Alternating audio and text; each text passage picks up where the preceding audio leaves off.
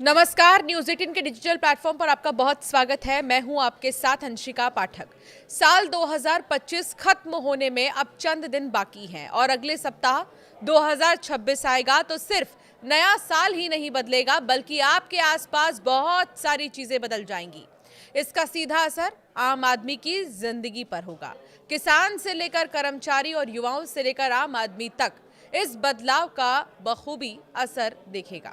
इस बदलाव में कई बैंकिंग नियम भी होंगे तो कुछ सोशल मीडिया से जुड़े नियमों में भी बदलाव देखने को मिलेगा। वैसे तो हर साल कुछ नए बदलाव होते ही रहते हैं, लेकिन इस बार साल 2026 अपने साथ कई बदलाव लेकर आ रहा है। सरकार लंबे समय से सोशल मीडिया और डाटा को लेकर गंभीर हो रही है और अब नए साल में सोशल मीडिया से जुड़े कुछ नियमों में भी बदलाव किए जाएंगे।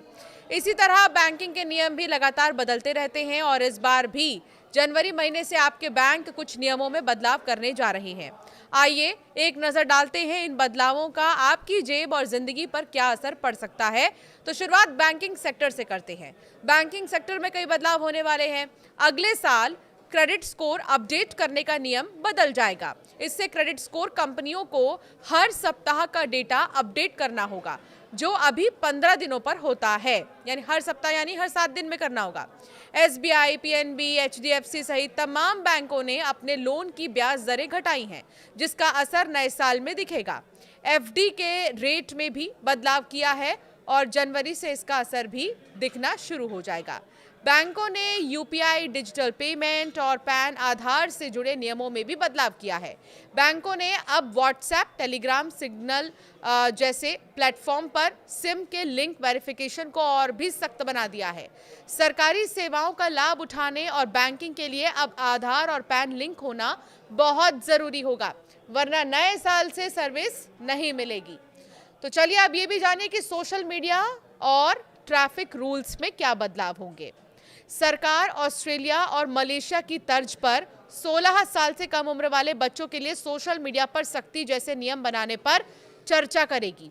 कई शहरों में डीजल, पेट्रोल, कमर्शियल वाहनों के एंट्री पर प्रतिबंध लगाने की तैयारी है। नोएडा और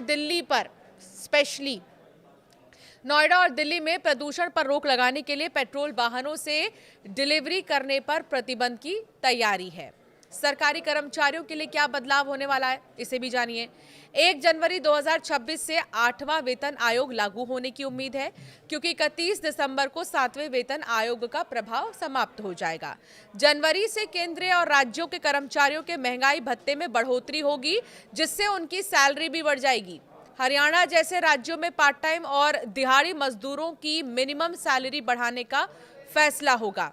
अब जानिए किसानों के लिए क्या बदलेगा। यूपी समेत देश के कई राज्यों में किसानों की आईडी बनाई जा रही है, जो पीएम किसान योजना के तहत किश्त लेने के लिए जरूरी होंगे। इसके बिना खाते में पैसे नहीं आएंगे। पीएम किसान फसल बीमा योजना के तहत अब जंगली जानवरों के फसल खराब करने पर भी किसानों को बीमा की राशि दी जाएगी।